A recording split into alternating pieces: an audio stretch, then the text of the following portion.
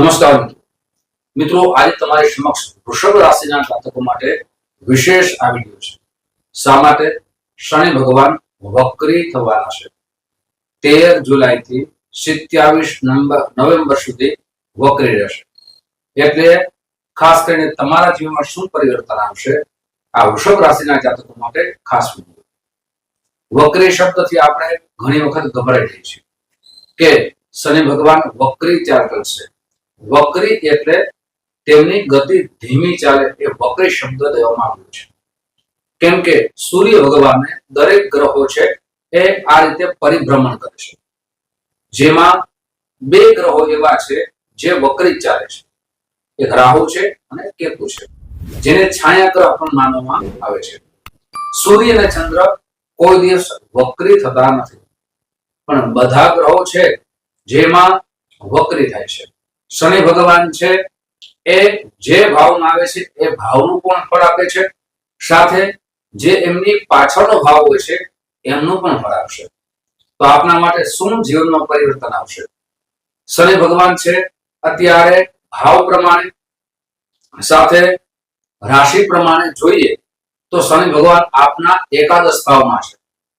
હવે એકાદશ ભાવનું ફળ તો આપશે જ, પણ સાથે દશમ ભાવનું પણ ફળ આપશે.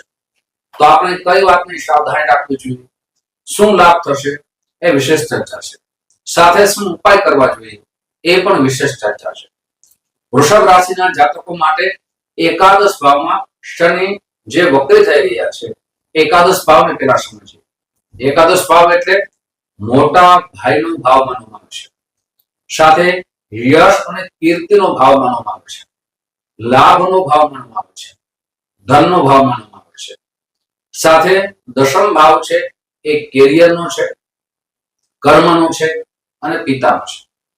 તો ખાસ કરીને એકાદશ ભાવમાં શનિ આપના માટે ખૂબ જ લાભ થવાના છે. સાથે શનિ ભગવાનની બે જગ્યાએ દ્રષ્ટિ પડવાની છે. એક તો પંચમ દ્રષ્ટિ છે, સાથે એક સપ્તમ દ્રષ્ટિ છે. એટલે પાંચમા ભાવને સમજીએ. પાંચમો ભાવ છે વિદ્યાનો છે, પાંચમો ભાવ છે સંતાનનો છે, પાંચમો ભાવ છે એ પ્રેમ સંબંધોનો છે, સપ્તમ ભાવ છે એ વિવાહનો છે, સપ્તમ ભાવ છે એ ભાગીદારીનો છે, સપ્તમ ભાવ છે એ દૈનિક વેપારનો છે. હવે આપણે કઈ વાતની સાવધાની રાખવી જોઈએ?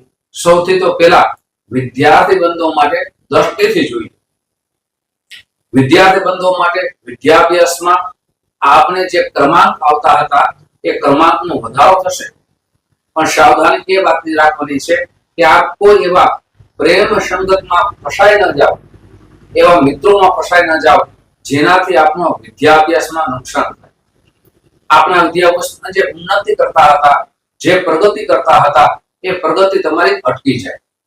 એટલે વિદ્યાર્થી બંધો માટે આ સમય છે ખૂબ સાવધાનીપૂર્વક ચાલવાનો સમય છે. સંગતોષમાં ફસાઈ જશો તો આપનો જે સુવર્ણ સમય, વિદ્યાભ્યાસનો સુવર્ણ સમય છે એ ચાલ્યો જશે. એટલે આ વાતની સાવધાની રાખવી ખૂબ જરૂરી છે. મિત્રો, વિશેષ ચર્ચા કરીએ તે પહેલા એક નમ્ર પ્રાર્થના છે. મારા નવા મિત્રો આ વિડિયો જોઈ રહ્યા છો, મિત્રો આ વિડિયો તમને ગમે તો જરૂર ને જરૂર લાઈક કરજો. સાથે આપની કઈ રાશિ છે? અમે દરેક રાશિના શનિ વક્રી વિશે વિડિયો બનાવવાના છે, તો ખાસ કરીને આપની રાશિ અવશ્ય લખજો. સાથે મિત્રો આ વિડિયો તમારા મિત્રોમાં ખૂબ શેર કરજો. અને જે પણ ચર્ચા કરીએ છીએ એ ચંદ્ર રાશિના આધાર પર કરીએ છીએ, ગોચરના ગ્રહો પર કરીએ છીએ. એટલે ખાસ કરીને આપની જન્મ કુંડળી વિશે આપને જાણવું હોય તો આ નંબર દેવામાં આવ્યા છે, સમય દેવામાં આવ્યો છે. આ સમયમાં આપ કોલ કરી શકો છો. જે કોલ કરવાનો સમય છે સવારે 10 વાગ્યાથી લઈ બપોરના 1 વાગ્યા સુધી છે, સાંજે 5 વાગ્યાથી લઈ અને રાત્રે 9 વાગ્યા સુધી છે.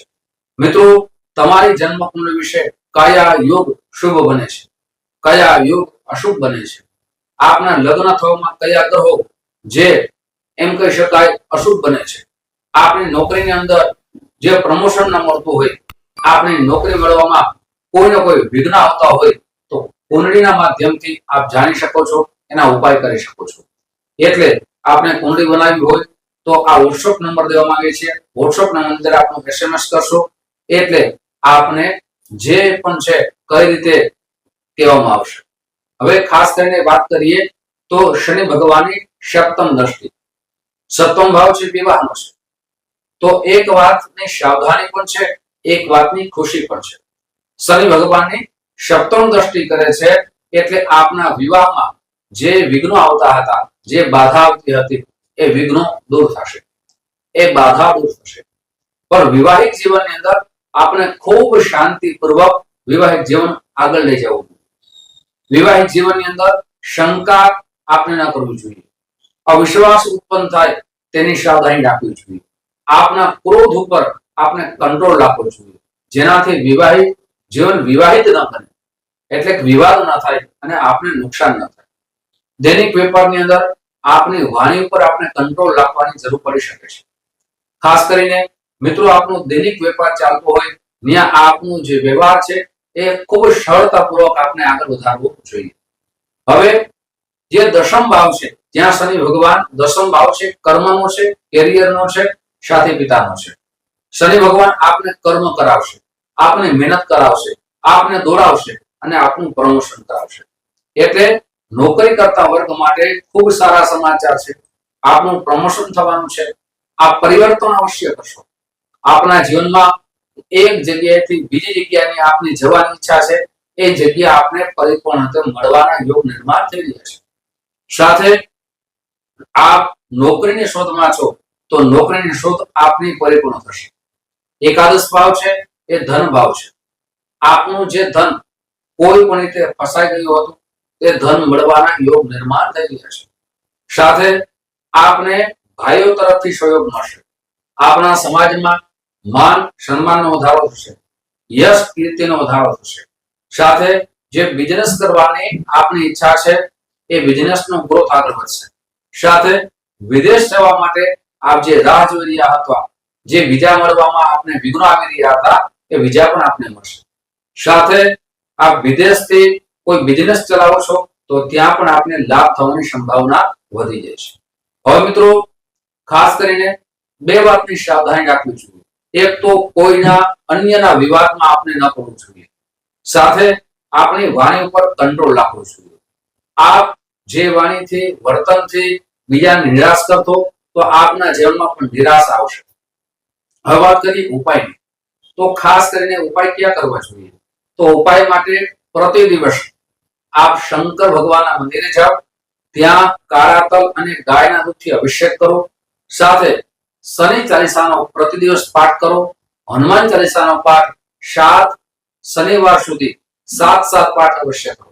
શુક્રવારના દિવસે સફેદ રંગની વસ્તુનું દાન કરો. આપની જન્મ કુંડળી બતાવી શુક્રનું રત્ન એટલે કે હીરો, ડાયમંડ પંચાંગ કર્મ કરીને ધારણ કરો. મિત્રો આવી જ માહિતી તમારી સમક્ષ મૂકતો રહીશ. આપ જે પ્રેમ આપો છો એ પ્રેમ બદલ આપ સૌનો હૃદયથી ખૂબ ખૂબ આભાર વ્યક્ત કરું છું. ફરીથી મળશું. જય શ્રી કૃષ્ણ. મહાદેવ.